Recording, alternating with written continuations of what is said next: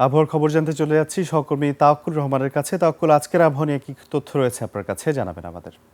রাজিউর, আপনাকে অসংখ্য ধন্যবাদ। আজ 21 আগস্ট 2026 তারিখ শুক্রবার আবহাওয়া দপ্তরে দেওয়া সর্বশেষ পূর্বাভাসে আমার কাছে আবহাওয়ার যে তথ্য রয়েছে সে তথ্য অনুযায়ী মৌসুমী বায়ুর অক্ষের একটি বর্ধিতাংশ রাজস্থান, পাঞ্জাব, হরিয়ানা এবং লঘুচাপের কেন্দ্রস্থল ও বিহার, গাঙ্গেয় পশ্চিমবঙ্গ এবং বাংলাদেশের মধ্যাঞ্চল হয়ে আসাম পর্যন্ত বিস্তৃত রয়েছে।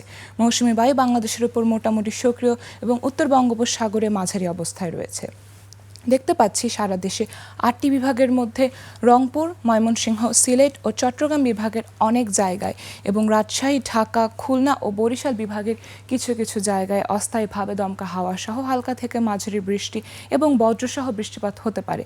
সেই সাথে দেশের কোথাও কোথাও মাঝারি ধরনের ভারী থেকে অতি ভারী বর্ষণের সম্ভাবনা রয়েছে। দিনে সারা দেশে তাপমাত্রা প্রায় সামান্য বৃদ্ধি পেতে পারে।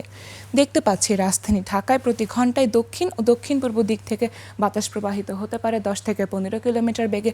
সকাল 6টা অনুযায়ী ঢাকার বাতাসে আপেক্ষিক আর্দ্রতা ছিল 89%। রাজধানীর আকাশ অস্থায়ীভাবে মেঘলা থেকে আংশিকভাবে মেঘলা এবং বৃষ্টি হবার সম্ভাবনা রয়েছে। দিনের তাপমাত্রা ঢাকায় সামান্য কমতে পারে। দেখতে পাচ্ছি এই মুহূর্তে রংপুরে 30 ডিগ্রি সেলসিয়াস, ময়মনসিংহে 30 ডিগ্রি সেলসিয়াস, সিলেটে 29 ডিগ্রি সেলসিয়াস, রাজশাহীতে 30 degree Celsius, Dhaka 31 degree Celsius, চট্টগ্রামে 30 ডিগ্রি সেলসিয়াস এবং সর্বশেষ খুলনা এবং বরিশালে 31 ডিগ্রি সেলসিয়াস তাপমাত্রা বিরাজ করছে। এবং আবহাওয়া দপ্তর জানিয়েছে আগামী কয়েকদিন এখন যে বৃষ্টিপাতের প্রবণতা রয়েছে সেটি অব্যাহত থাকতে পারে, তবে যে তাপমাত্রা রয়েছে তার থেকে বেশি অনুভূত হতে পারে উচ্চ আর্দ্রতার ফলে। এবং এই ছিল আমার কাছ থেকে আবহাওয়ার সর্বশেষ তথ্য। ফিরে যাচ্ছি রাজিউরের কাছে। তাওয়াক্কুল, আপনাকে অনেক ধন্যবাদ।